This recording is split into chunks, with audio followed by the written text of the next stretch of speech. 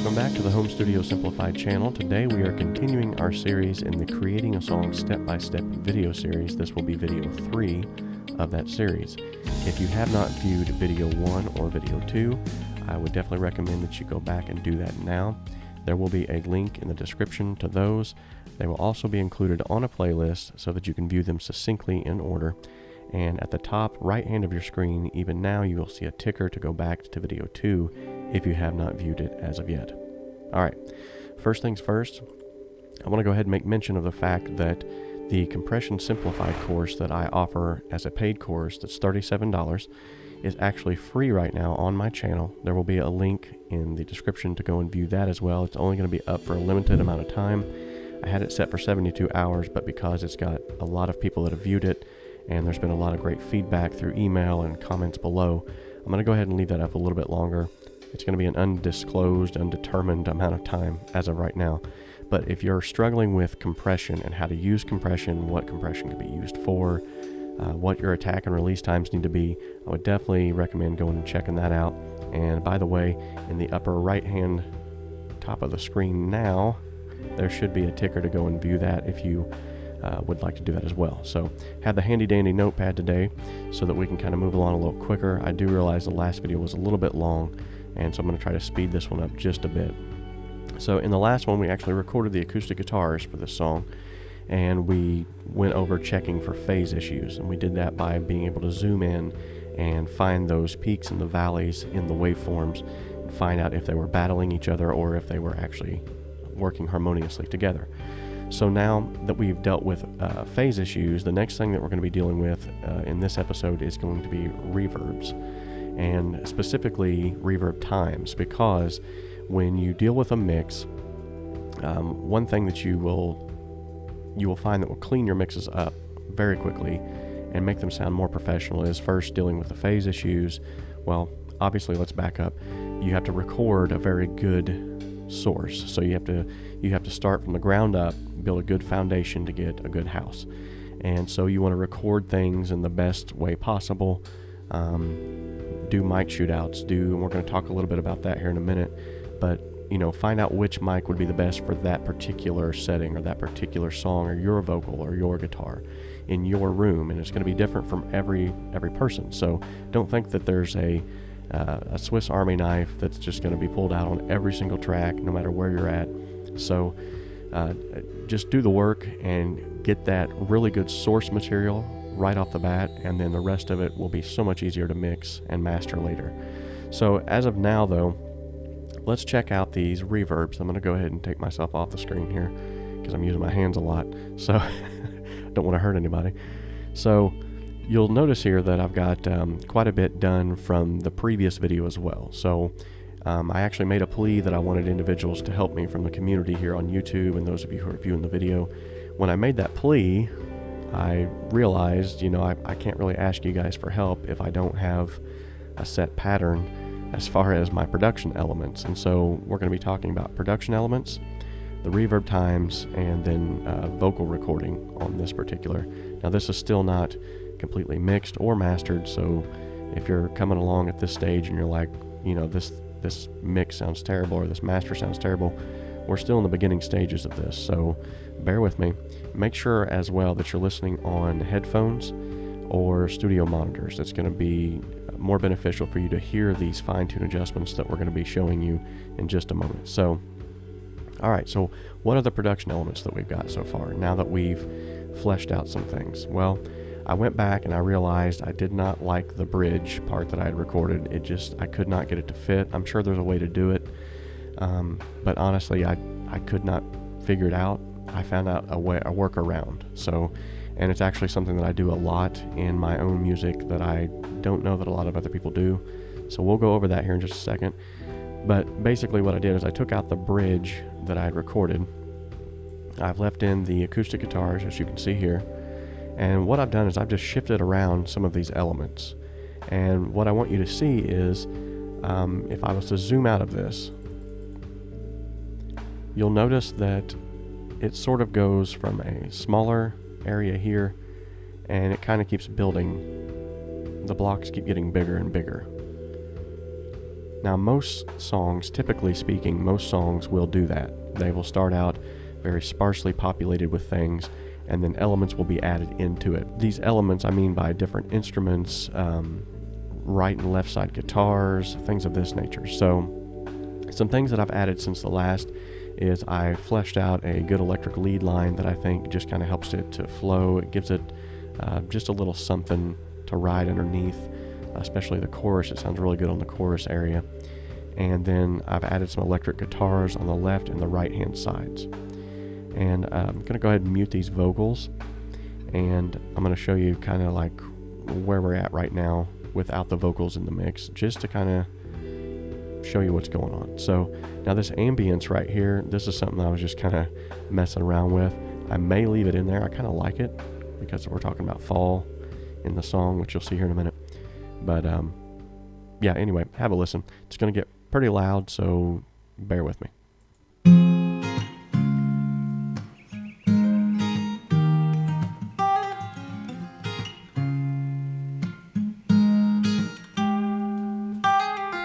So very sparsely populated right now. We've got nothing but an acoustic guitar, and then we're going to have some drums kick in now. Okay, so this would be verse 1, and you'll notice at the top here, I actually got verse 1 located with a marker. This is very useful whenever you're putting these production elements together. You can simply look at the top of this and line things up to your grid with those. Okay, so now we're going to get into verse 2. We're going to add a few more elements. So now we're adding this lead.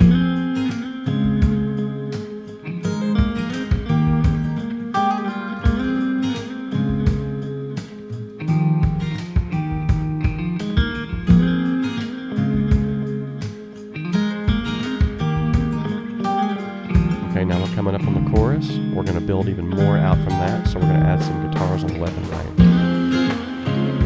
We're also adding the addictive keys now.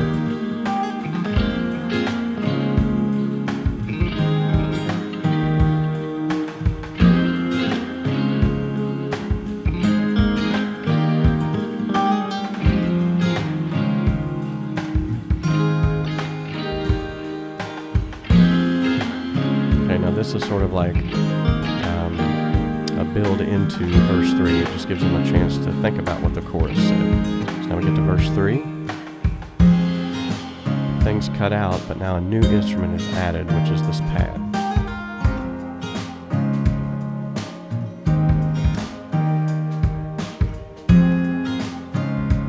Okay, now when we go into chorus, the second chorus, we're going to have all of these elements working together now to create a bigger chorus for the second chorus.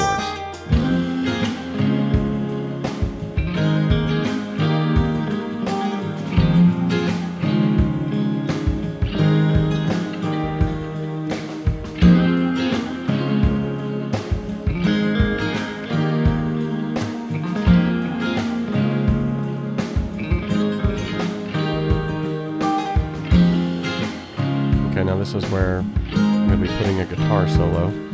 So I have things drop out, I'm going to have a few things come in, and then everything's going to come in on the very last bridge chorus.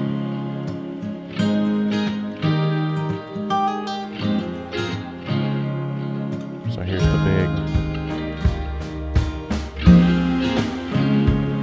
and the strings come in, which those would honestly be a little bit louder.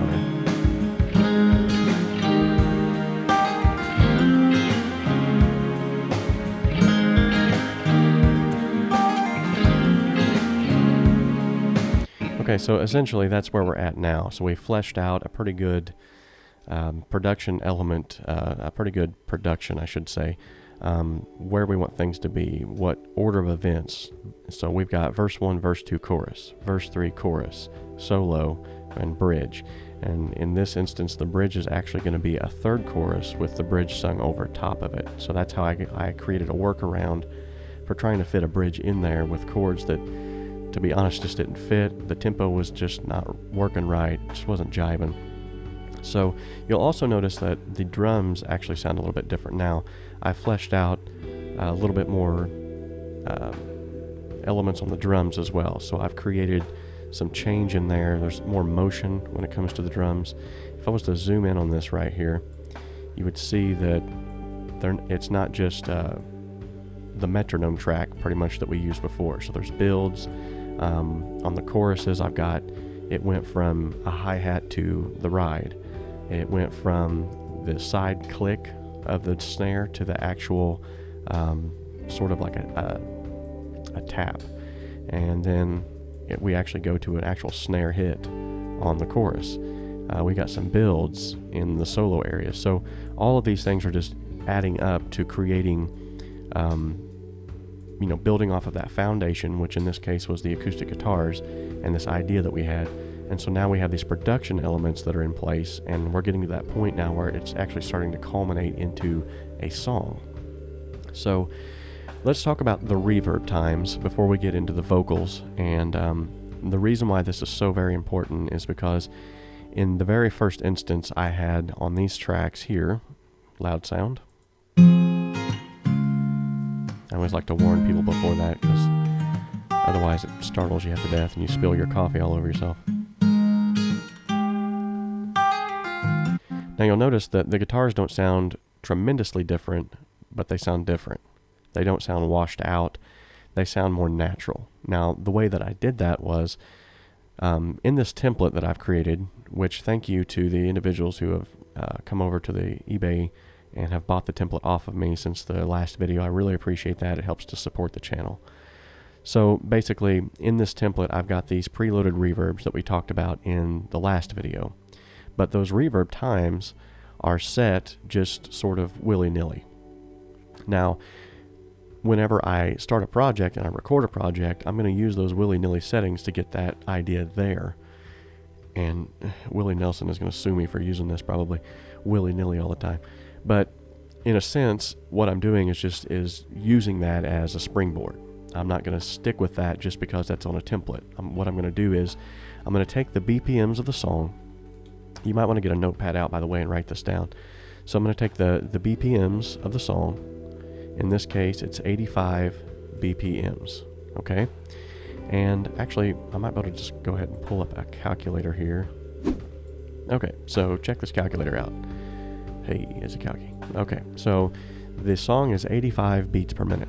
So I'm going to take 60,000, which would be 60,000 milliseconds in a minute, divided by 85, and that's going to give me 705.8, all these string of numbers. Now, you math geniuses out there, which I am not, that's why I need a calculator, you know that you round up.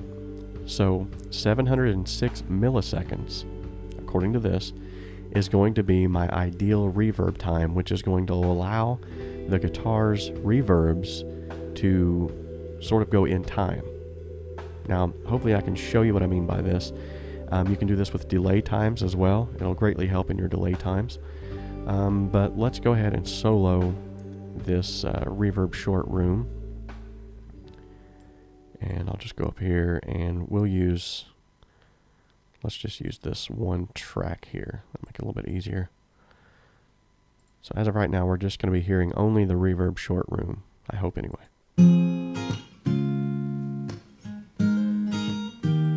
Okay, good. So if I go into this plugin here, the reverb short room, I'll try to pull that up. This is one of my favorite reverbs, by the way. It was a free one from Focusrite from the plugincollective.com. Every month they have a free plugin from Focusrite. If you own a Focusrite interface, you got to check it out. There's free plugins every single month. And sometimes it's not a free plugin, but it's a really good deal. All right. That was not a shameless plug. I'm not being paid by them. So anyway, if I go in here, you'll notice that I have my decay time set to 706 milliseconds. Now, I got that from just doing that math right there. Now, if I was to set this to kind of where it was, which was huge, listen to the difference.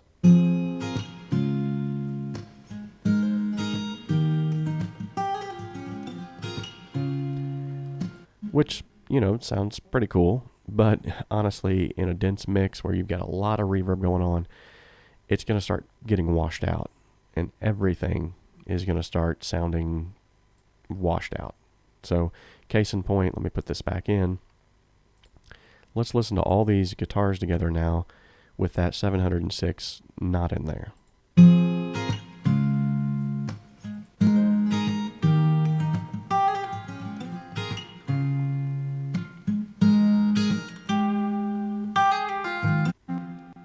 Doesn't sound bad, but yet again, when you get everything in the mix going into this same reverb, which I typically do, I send things to these same reverbs throughout the entirety of the mix to cut down on CPU usage and plugin usage.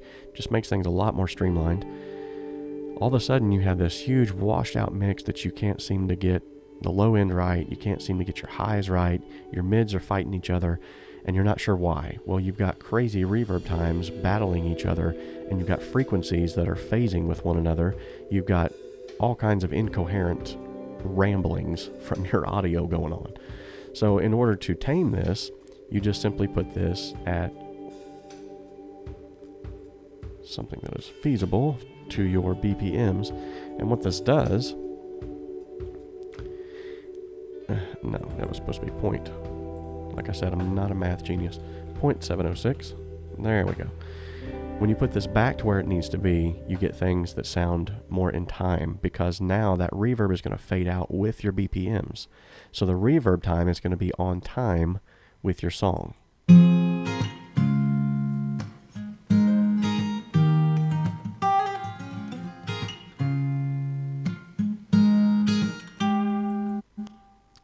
Big difference right there.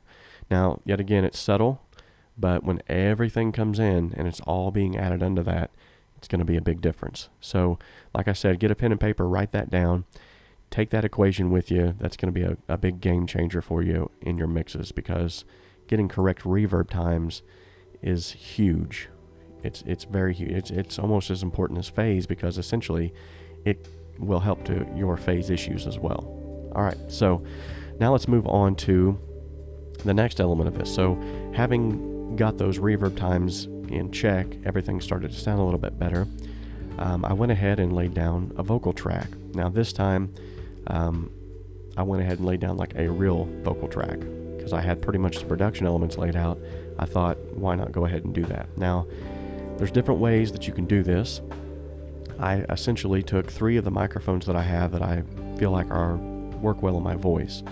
And as you can see here in the video before you, what I'm simply doing is I put all 3 of them up, and I looped this area at the top here where the yellow bar is.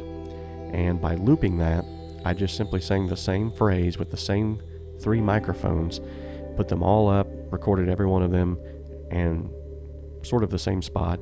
And then what I did is I just went back and soloed each one of those in context with the mix that I have as of right now, and just seen which one just kind of dropped in there.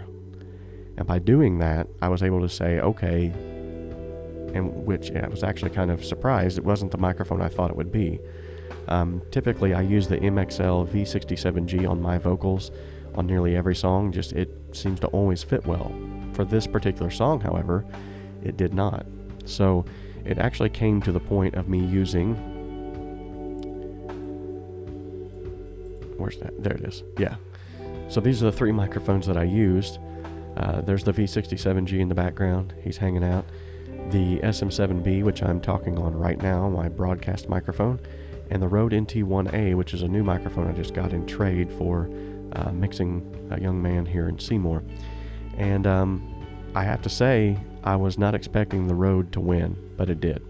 When I listened back to the recordings, the Rode microphone, even though that vocal I didn't think sounded that great on my voice, it just dropped right in the mix. I pretty much didn't have to do anything else to it. So if you can find moments like that, it's going to make it a whole lot easier mixing down the road when you don't have to do much to the source material again. So after I assumed, that this was going to be the best microphone and had done the mic shootout, so to speak, then I went back through and I looped the entire song, the portions that I was going to be singing on. So in this instance, it was from verse 1 all the way until that second chorus. And so having looped that area, what I did is I just sang that. I put the recording on, if I can show you here real quickly. If you go up to here to the record tab and right click it, there's different modes that you can actually operate under. Sound on sound will allow you to do excellent punches. Overwrite will do exactly what it says. You hit record, it's going to overwrite anything that's underneath of it. But then comping is excellent. I mean, it is excellent for guitar solos and for vocaling. Vocaling, did I just say that? For recording vocals. So by putting it on comp mode, I was actually able to go through and record it about 4 times. I think it was 4 times. 4 takes of me singing all the way through the song, not having to stop. It just started back over when the loop was done, and I sang from the beginning again. And then what I did is I just looped the phrases, each phrase of the song, and then I picked the phrases that I wanted from each of those 4 recordings. And so essentially you end up with the best of the 4 recordings just all conglomerated together and compiled together. That is one of the best ways that you can record vocals quickly and get the best take. You don't have to do a million takes on the same track and delete and go back. It's just a whole lot easier. It's going to save you a ton of time by doing that. Alright, so far, I hope you're with me. So far, we're getting to the point now where we fixed reverb times, we've got some production elements, and we've got a mic shootout for the vocals. Now let's go ahead and drop in the vocals, and let's see how they set in the mix. And we'll go ahead and I'll show you some of the mixing elements that I've done to the vocals to get them to set in the mix, and also some stylistic approaches that I've taken to the vocals that I think really help them out. Now, yet again, all of this is subject to change. So let's go ahead and take a listen. Loud sound in 3, 2, 1.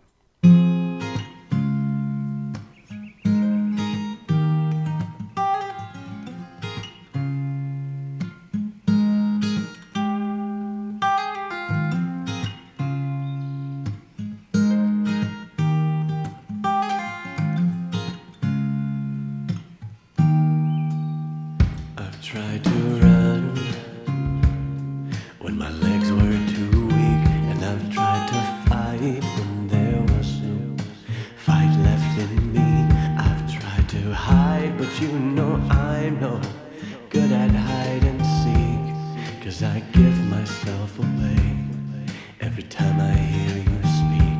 Though I cast myself into the depths of the sea, or sprout wings and fly to the mountain peak, there is no place I can go where you will not be. I don't know why I try to take my leave. It's full time.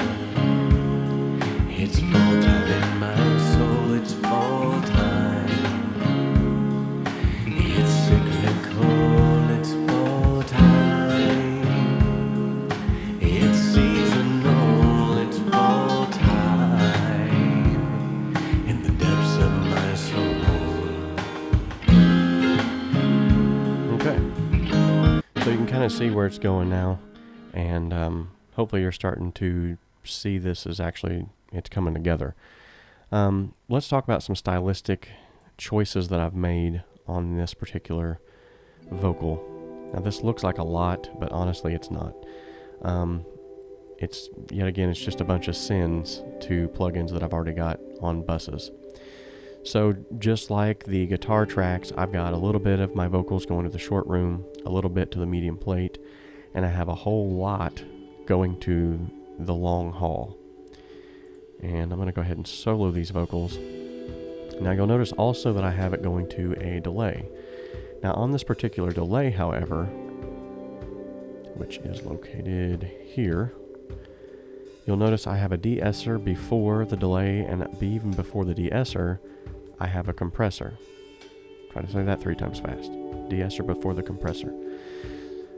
Essentially what's happening is all of this signal is being sent to this delay, but before it's being sent to the delay, it's being sent to the compressor, and it's being sidechained to that compressor.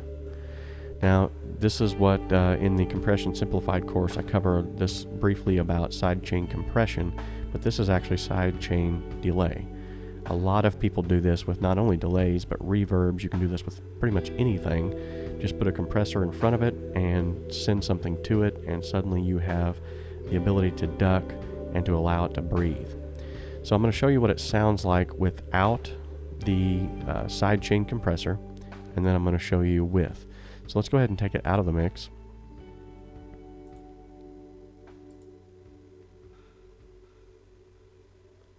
I've tried to run when my legs were too weak, and I've tried to fight when there was no fight left in me. It's just too much. However, I want it to trail off at the end of my lines, at the last word that I say. So yes, I could automate that, and it might even sound a little bit better. It wouldn't require as much tweaking of 2 or 3 plugins. However, it would require a whole lot more time going through there and automating each phrase and the end of each line, and it's just a lot quicker to do it this way. So by sidechaining my vocal to this compressor will essentially turn down that delay every time my vocal goes over a certain threshold.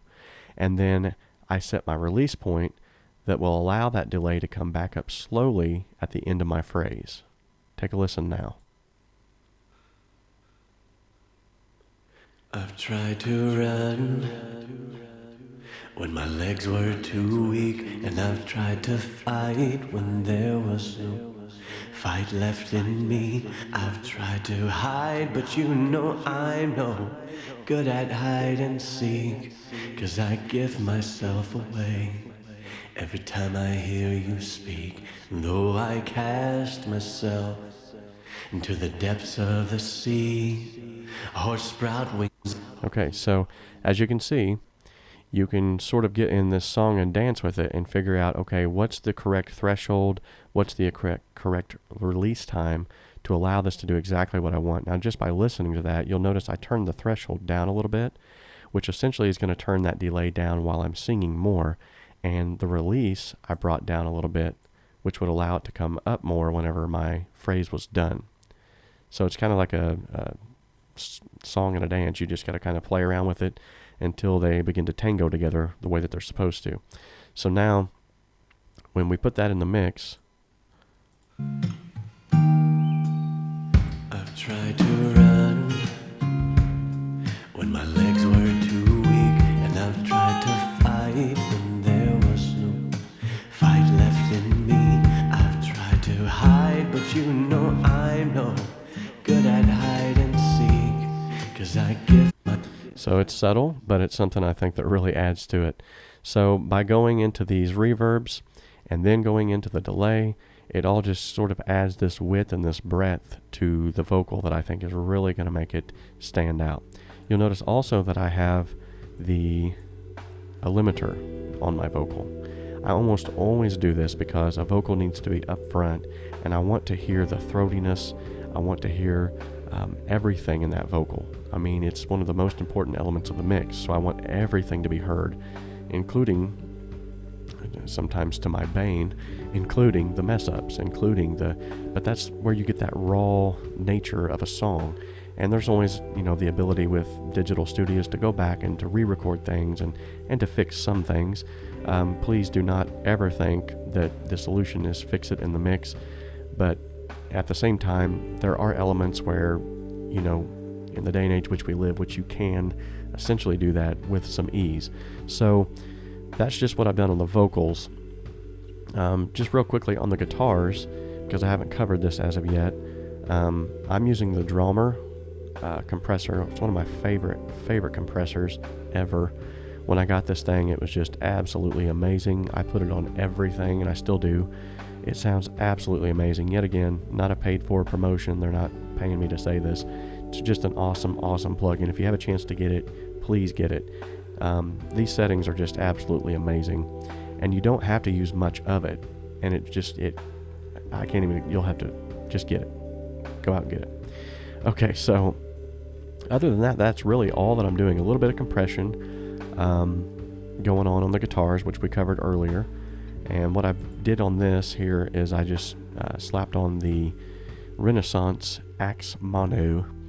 And the way that I set the threshold was I basically just allowed this... I'll just go ahead and show you real quick.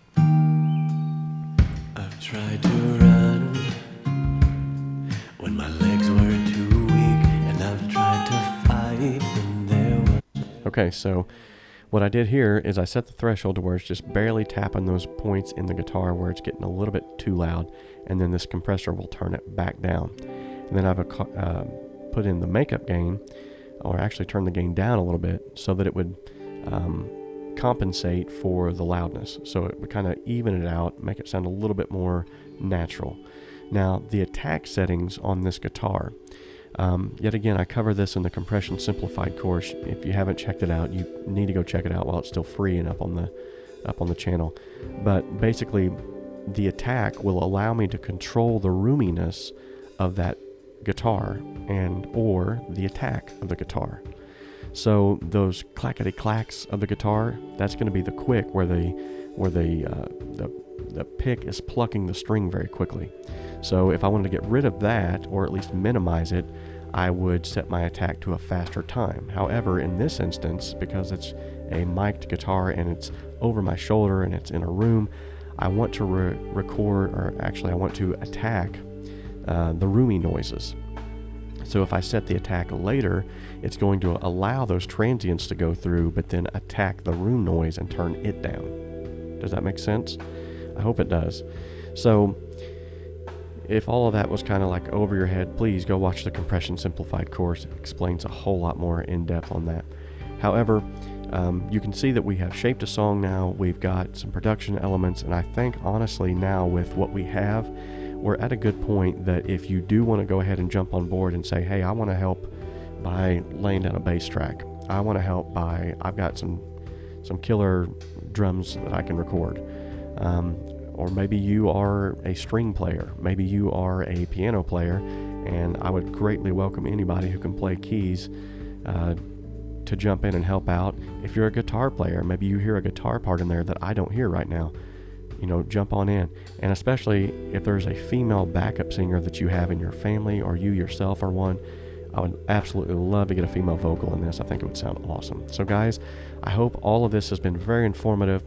And if there's anything that I didn't cover, please leave that in the comment section below.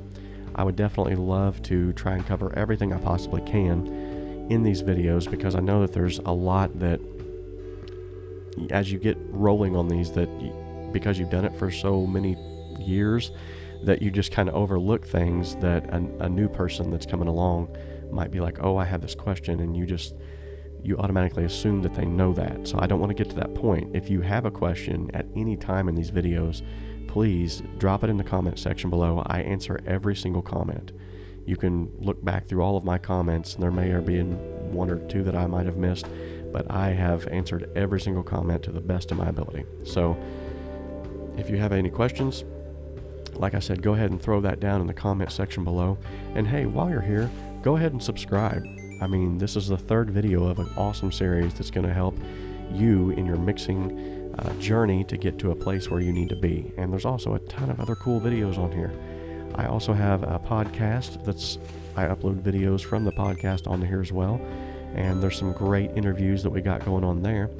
One of them is with Warren Hewart of Produce Like a Pro, awesome guy. We've got Graham Cochran interview, which was a really awesome interview. We have Graham Cochran from a different side that you may not have heard him from before. I talk a lot about him personally instead of just the mixing aspect of it.